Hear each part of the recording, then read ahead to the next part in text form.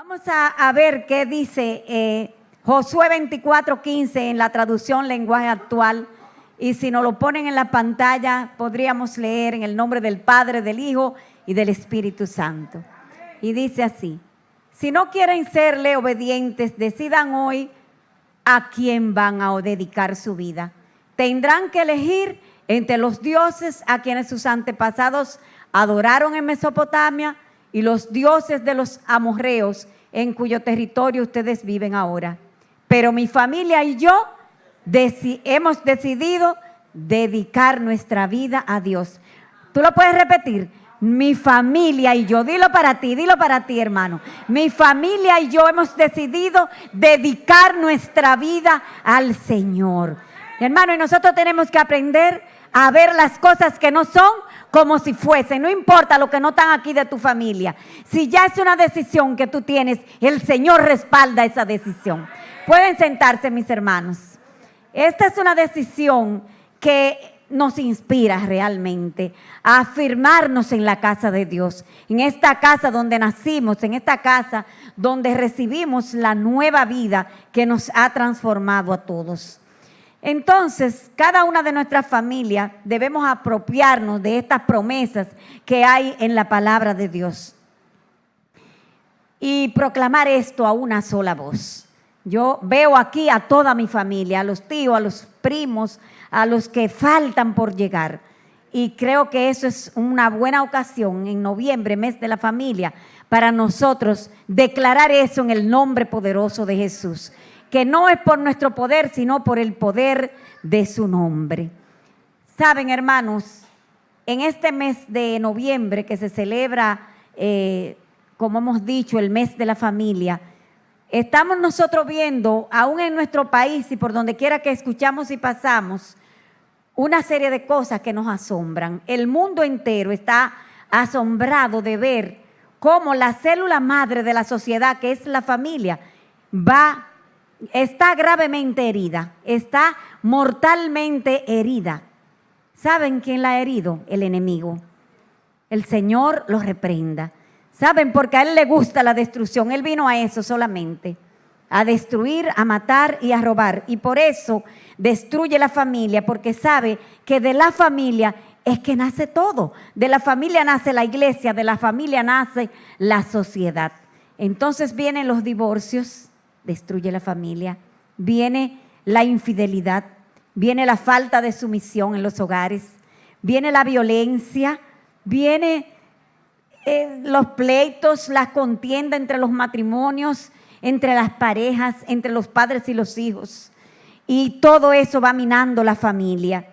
Pero saben, hermanos, lo peor de todo lo que está ocurriendo es que muchos de estos ataques son soterrados, son sutiles, están viniendo por abajo envueltos en derechos, cosas que se exigen. Exigen derechos los homosexuales de tener un matrimonio como si fuese normal. Exigen derecho hasta los niños. Ya tú no puedes corregirlo con el rigor que quizás quisieras, sino que hay un derecho que hay que respetar. Pero entonces, en la contrapartida de esto, todo el mundo quiere derechos, pero no quiere deberes. Y eso va minando la sociedad, porque los más viejos nos educaron de manera tal que nos daban los regalos en un momento específico, pero había mucha responsabilidad y a las cosas había que ganárselas. Pero ahora no, ahora hay una exigencia y nosotros como iglesia no podemos caer en eso, hermano. Usted tiene que seguir criando su familia de acuerdo a lo que dice esta santa y bendita palabra de Dios. Porque sabes, hermano, un día el Señor te va a pedir cuenta por esos hijos que vinieron a través de ti. Y ahí tú no le vas a poder decir que fue otro el que tuvo la culpa, sino que sencillamente Dios te va a señalar aquellas cosas que tú debiste hacer y que no hiciste. Pero ¿sabe? La iglesia está de pie. El Señor nos ha mandado a levantarnos y a marchar. Y nosotros como iglesia, no solamente Puerta Abierta, sino la iglesia del Señor en el mundo entero, está de pie para impedir que la familia sea totalmente destruida. Entonces nosotros tenemos que aprender a través de la palabra, cómo cuidar nuestra familia, cómo preservarla, de manera que no es en esta noche el motivo de nosotros venir a pensar y a ver qué cosas hicimos mal. Porque lo que fue, ya no tenemos cómo enmendarlo, ¿verdad? Pero sí hay uno que puede enmendar todo, como decían las jóvenes cuando cantaban ahorita, que es el que regenera, el que restaura lo que pasó y el que tiene el futuro nuestro en sus manos. Entonces, pareciera como si no existiera la más remota posibilidad de que la familia sobreviviera, pero el remanente fiel, que es la iglesia de Jesucristo, se levanta con autoridad y toma la acción de defenderla, asida de Dios y de su palabra, con la cobertura del Dios Todopoderoso. ¿Y saben qué? Usando las armas de nuestra milicia, que no son carnales y que son poderosas en Dios para la destrucción de fortalezas. Hermano, tú usa las armas, úsalas. Porque el enemigo quiere dañar la familia, porque él sabe que si daña a la familia, lo daña todo. ¿Sabes? Nehemías fue un hombre que luchó con una inteligencia y una capacidad excepcional. Y una de las cosas que Nehemías hacía era poner las familias para levantar el muro. Vamos a ver qué dice Nehemías 4:14. Dice: después miré y me levanté y dije a los nobles y a los oficiales y al resto del pueblo: no temáis delante de ellos, acordaos del Señor, grande y temible, y pelead por vuestros hermanos, por vuestros hijos, por vuestras hijas, por vuestras mujeres y por vuestras casas. No es otro que va a pelear, hermano, eres tú que tienes que pelear por tus hijas, por tus hijos. Tú tienes que pelear por tu casa para que tu casa no se caiga, para que esa casa tuya que está fundamentada en la roca que es Cristo esté firme cada vez más. Entonces, en nuestra amada congregación cristiana Puerta Abierta, esta iglesia que amamos, creemos que la familia es la base principal de nuestra iglesia. En ese concepto fue fundada esta iglesia, como una iglesia de familias.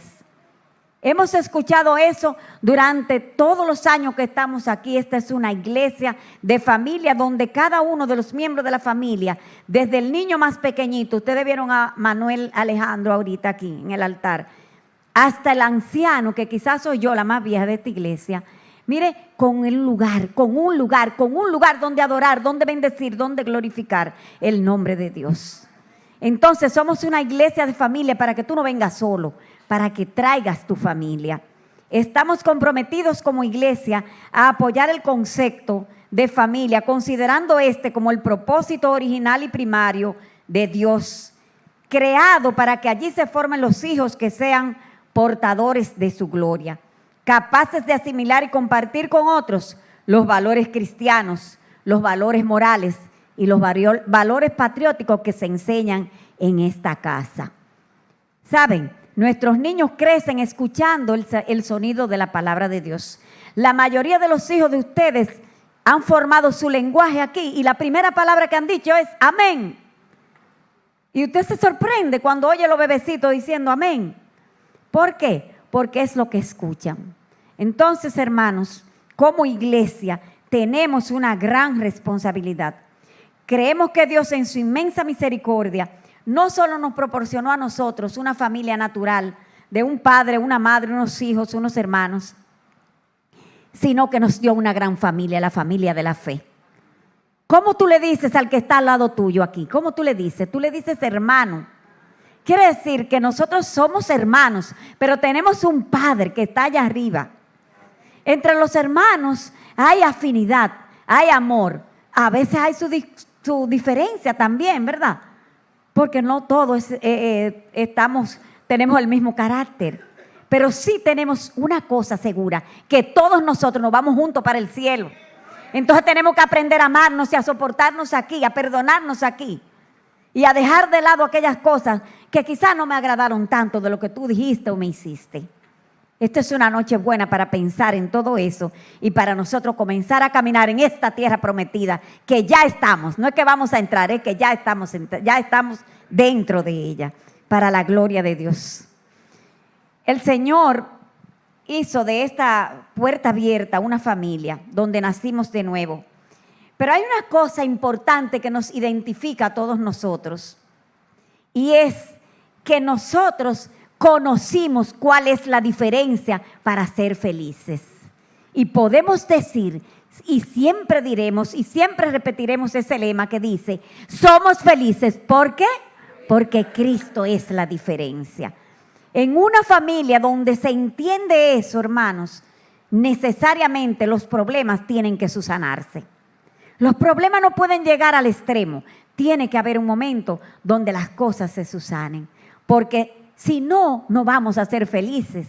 Y nosotros decimos que somos felices porque Cristo ha hecho la diferencia en nosotros. Porque a través de Cristo podemos nosotros alcanzar aquello que el mundo no nos puede dar. Fíjese, este es un caso que podríamos llamar como la familia que no es perfecta. La familia nuestra, natural, no es perfecta. La familia de la fe tampoco es perfecta. ¿Quién es que hace la perfección en nosotros? La hace Cristo. Entonces nosotros tenemos que luchar para ser una familia completamente redimida, levantada, restaurada por el Señor. Fíjese que hemos hablado de familia, pero que como cristiano, el cristiano no tiene una familia natural solamente. A veces hay un hermano de la fe que tú estás más cerca de él que de tus propios hermanos de sangre. ¿Verdad? ¿Les ha pasado a ustedes que hay preocupación tan grande por un hermano de la fe que está enfermo y a lo mejor me llaman que mi hermana que vive por allá está enferma y como que primero voy aquí y después entonces cojo para allá?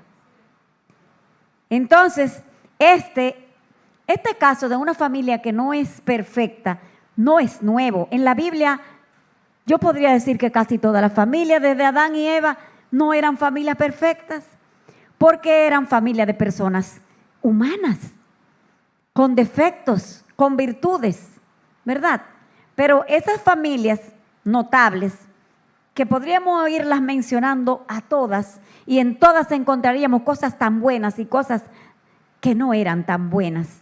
Pero no es el tema nosotros mencionar eso, sino saber que desde que se fundó la familia y entró el pecado a través de el enemigo cuando se metió en el medio de Adán y Eva, estos cayeron en desobediencia y fallaron.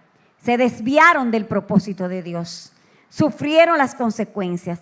Pero luego el Señor a cada una de esas familias, comenzando con Adán y Eva, le extendía su misericordia. Pero a nosotros también, hermanos. Yo doy gracias a Dios en esta noche porque su misericordia ha sido extendida sobre mi familia. Si no, no pudiera estar aquí. Ven, pero ninguno de ustedes pudiera estar ahí si la misericordia de Dios no hubiese sido extendida sobre su familia. Cuando nos sacó de aquel lodo cenagoso y nos trajo aquí a su casa. Trajo a uno primero y después trajo a todos los demás. Bendecimos su nombre en esta noche.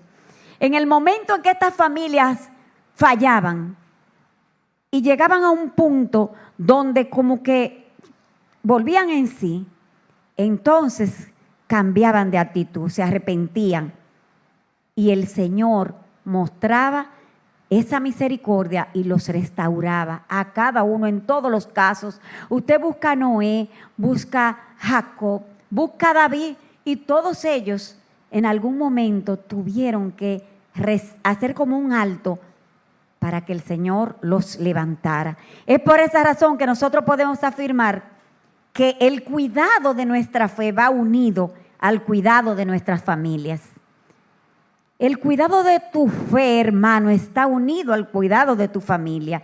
Y ese cuidado inicia cuando tú, con una sincera actitud, comienzas a evaluarte, a hacer una autoevaluación, no de tu hijo, no de tu esposo, sino tuya. Y uno a uno, y cada uno de nosotros tiene que hacer esa parada ahí. Y entonces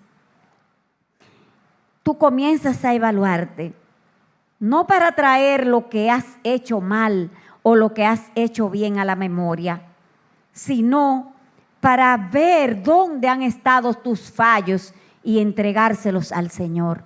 Traerlos aquí a este altar, que Él dice que cuando estamos cargados, esas cargas se las traigamos a Él, porque Él nos hará descansar.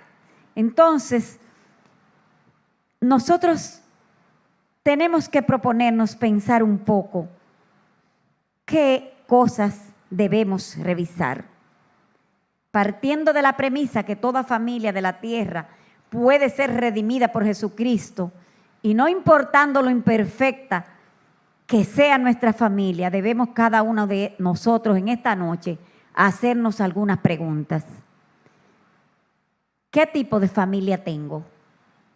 He puesto esto de manera que nosotros lo pensemos de manera personal. No mires al que está al lado ni pienses en fulano o en perencejo. Piensa en ti. ¿Qué clase de familia tú tienes? ¿Estás educando con una falsa protección, justificando el pecado para que no sufran las consecuencias de su acción?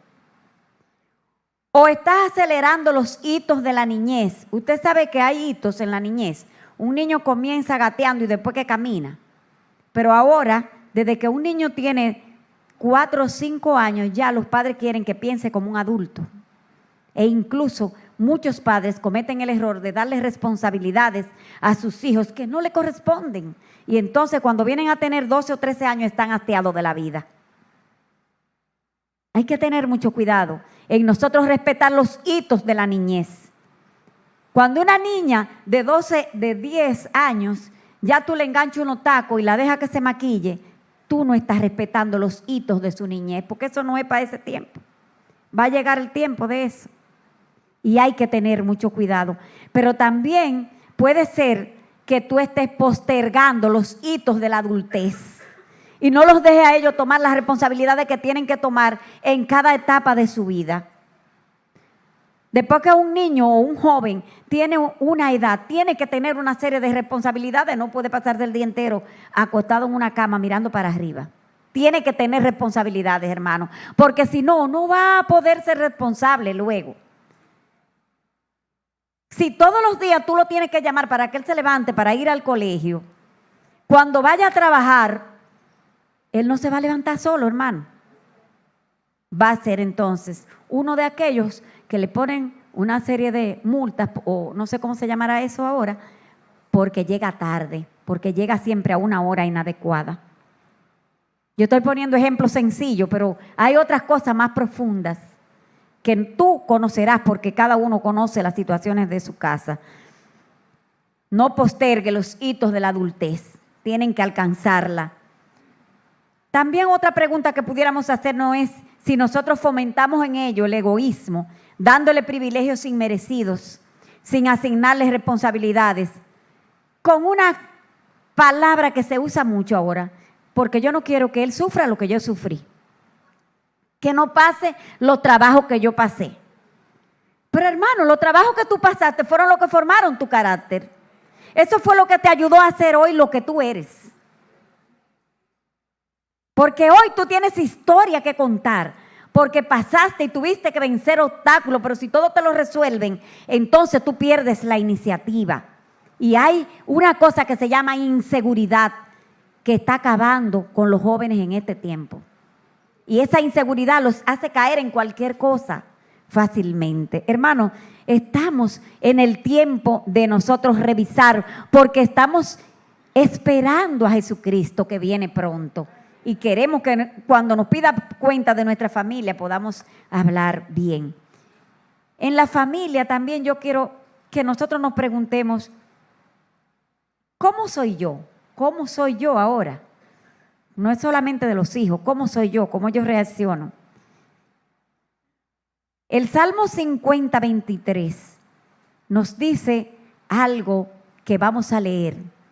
El que sacrifica alabanza me honrará, y al que ordenare su camino, al que ordenare su camino, le mostraré la salvación de Dios. ¿Saben por qué? Porque Dios nos habla. Ese salmo, léanlo después cuando ustedes tengan tiempo. Ese es un salmo que habla duro, muy, muy fuerte. Pero después que el Señor le señala todas las cosas que no están haciendo bien, Él le dice, pero al que ordenare su camino, yo le mostraré mi salvación. No importa que tú hayas fallado, no importa qué tan mal hayas actuado con tu familia, o qué flojo o qué duro hayas sido. Hay una respuesta en Dios cuando ordenamos nuestro camino. Y eso es lo que queremos esperar.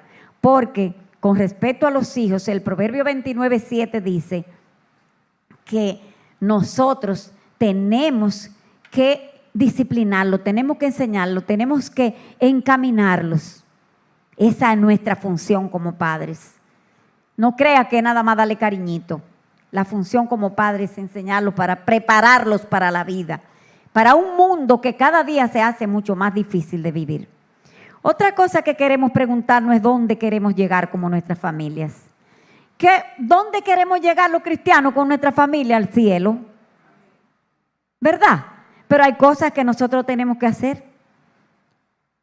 Lo primero es que juntos, sin intervención de extraños, tú debes en tu familia tomar la responsabilidad de reestructurar adecuadamente las relaciones entre todos.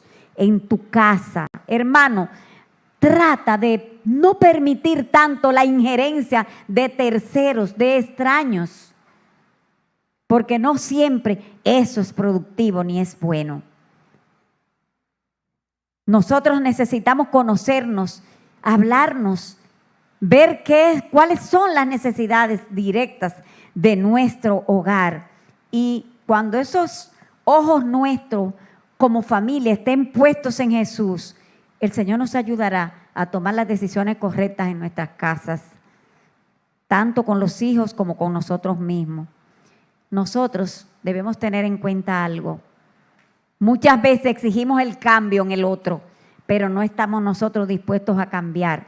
Y sabe una cosa, hermano, el cambio es una responsabilidad personal, desde la persona más pequeña de la casa hasta el más grande. Y cuando yo estoy hablando, no hablo solamente de la casa natural, hablo también de esta casa que es la casa donde tenemos un Padre celestial que está ahí pendiente de nosotros. Responsabilizarnos de llevar nuestra familia a la eternidad con Cristo debe ser nuestra principal meta. No es buscarle acotejos, ni comprarle esto ni aquello. Es que ellos se mantengan en el camino. Ahora, hay una situación que tenemos que entender, que nosotros tenemos nuestros hijos hasta cierta edad bajo el mandato, ¿verdad? Pero hay un momento donde ellos ya en la adultez comienzan a tener que tomar decisiones personales. Y oramos entonces con más rigor que antes, para que las decisiones que ellos tomen sean adecuadas y agradables a Dios. Y que el Espíritu Santo, que es el que hace las cosas en nosotros, el que nos cambia, nos transforma, ponga en cada uno de ellos el querer como el hacer por su buena voluntad. Pues es el Espíritu Santo el que convence de pecado y de juicio.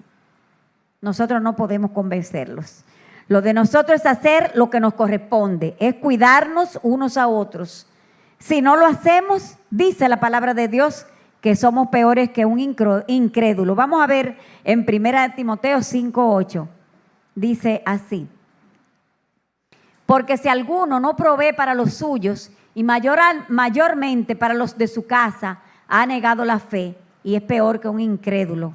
Y ahí la provisión de que habla no es solamente de que usted le lleve comida, porque a los animales usted le lleva comida también.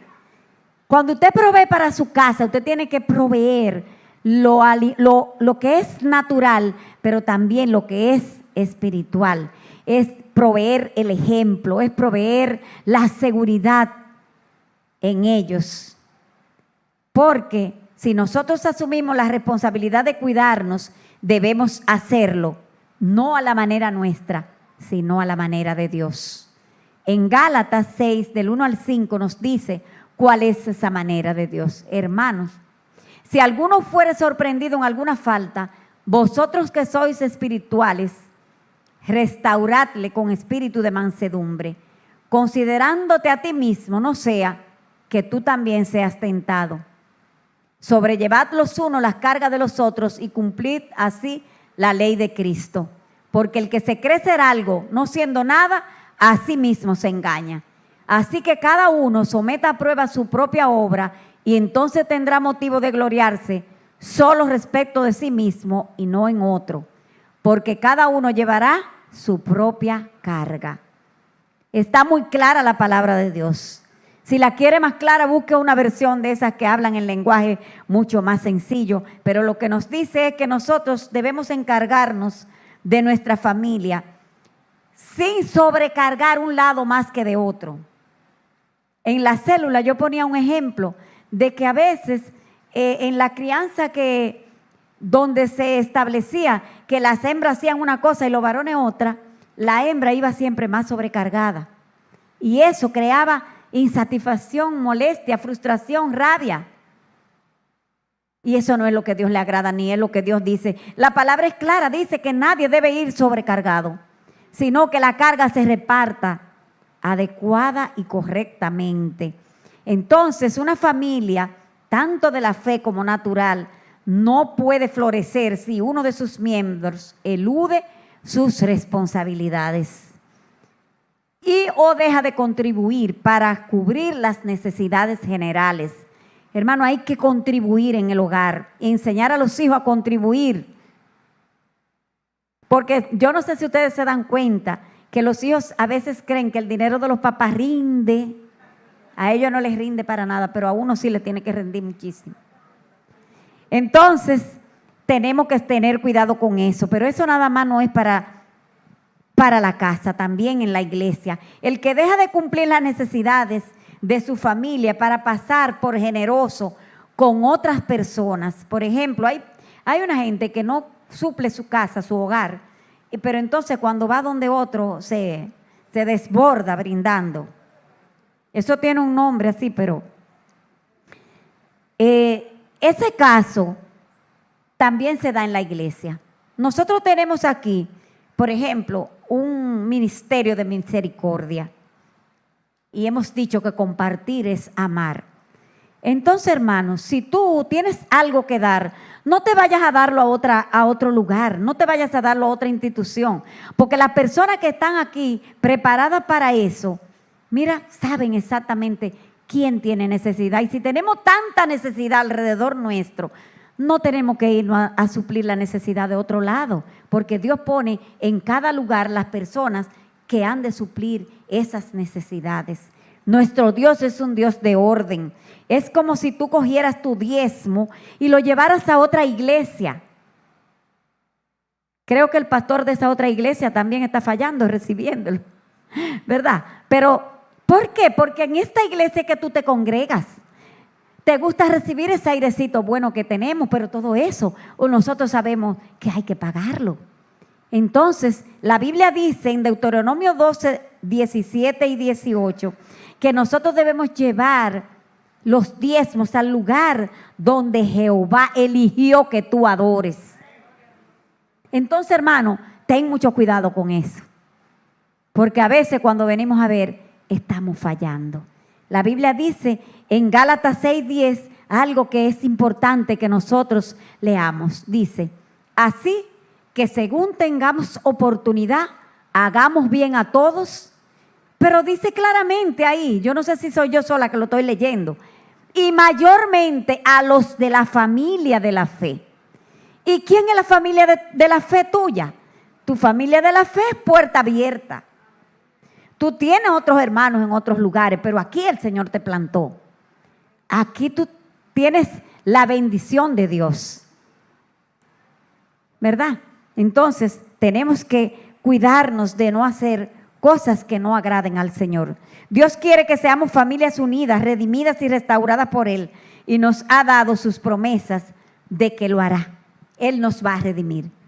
¿Cuándo veremos esto? ¿Qué haremos mientras ese día llega de ver nuestra familia totalmente redimidas? Hermano, seguir usando las armas de nuestra milicia, que no son carnales, sino poderosas en Dios para la destrucción de fortalezas. Confiar en el Señor, que no miente. Cazar las zorras pequeñas. ¿Sabe lo que son las zorras pequeñas? Esa gente que llegan a un hogar y comienza a meter cizaña entre esposo y esposa, con un comentario aparentemente sutil. Lo mismo pasa en la iglesia. Entonces, hermano, aprendamos a descubrir al enemigo, a desnudarlo hasta los cimientos y a reprenderlo en el nombre de Jesús. Porque no nos conviene a nosotros el daño que una zorra pequeña pueda hacer. La zorra pequeña dice que echan a perder el viñedo, porque muerden pequeñitamente, aquí, una uva aquí, otra allí, otra allí. Y cuando viene a ver, acaban con todo. Triste, ¿verdad? Muy triste. Otra cosa que debemos hacer mientras nuestras familias son completamente redimidas es apropiarnos de la palabra de Dios. Y esta palabra, Isaías 54, del 13 al 17, es una palabra que tenemos que tener bien pendiente, hermanos, porque el enemigo está atacando y no está jugando. Está atacando para dañar la familia. Y dice el Señor, y todos tus hijos serán enseñados por Jehová, y se multiplicará la paz de tus hijos. Con justicia serás adornada. Estarás lejos de opresión, porque no temerás, y de temor, porque no se acercará a ti. Si alguno conspirare contra ti, lo hará sin mí. El que contra ti conspirare, delante de ti caerá. Y he aquí que yo hice al herrero que sopla las ascuas en el fuego y que saca la herramienta para su obra. Y yo he creado al destruidor para destruir. Ninguna arma forjada contra ti prosperará. Y condenarás toda lengua que se levante contra ti en juicio. Esa es la herencia de los siervos de Jehová, y su salvación de mí vendrá, dijo Jehová. Y en la versión Dios habla hoy dice, porque yo le doy la victoria a los que me sirven. Eso lo dice el Señor, hermano.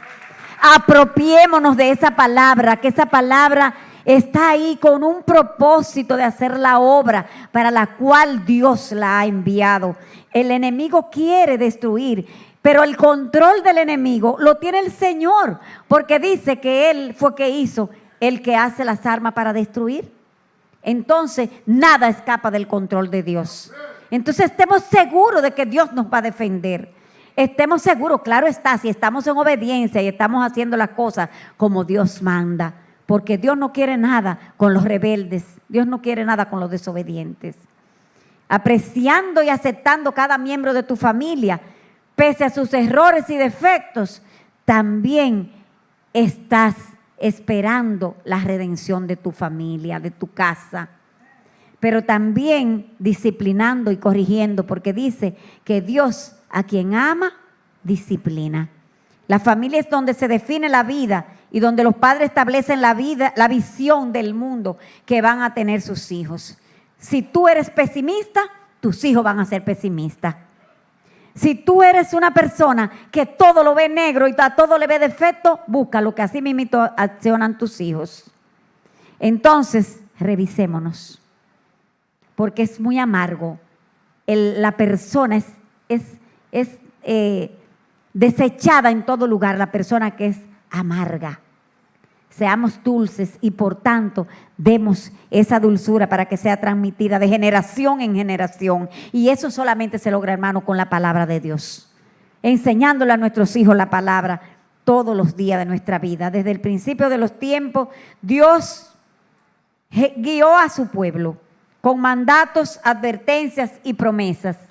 Y les dijo que no se apartaran cuando ellos entraran a la tierra prometida, de esos mandatos y de esas promesas. Nosotros estamos en la tierra prometida. Entonces, mucho ojo, hermano. No podemos descuidarnos. No podemos descuidarnos. En Deuteronomio 6, del 1 al 25, no lo vamos a leer porque es un poco largo. Pero ahí está el bosquejo de lo que Dios quiere que usted haga para que cuando entre en esta tierra prometida, usted pueda salvar su familia, proveer para su familia, ver que sus hijos crezcan al sonido de la palabra de Dios. Que aunque un día se tuerzan y la patita se le quiebre, sea posible enderezársela y cubrírsela y volverlos a hacer caminar en esa senda estrecha que es el camino del Señor.